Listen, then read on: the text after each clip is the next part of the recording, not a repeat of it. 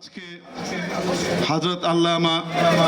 মুফতি আমিন সাহেব রহমতুল্লাহ আলাইহির সুযোগ্য জামাতা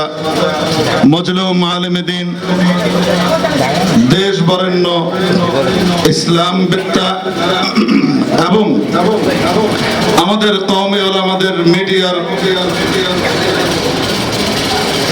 বিশেষ করে টক শোর অন্যতম মুখপাত্র, যার নজির মেলা আসলে ভার, সে হযরতুল আল্লাম হযরত মাওলানা মুফতি সাখাওয়াত হোসেন রাজি সাহেব দামাত বারাকাতুহুমকে ফুল দিয়ে বরণ করে নিচ্ছেন জামিয়া মাদানিয়া বাড়িধারা পরিবার।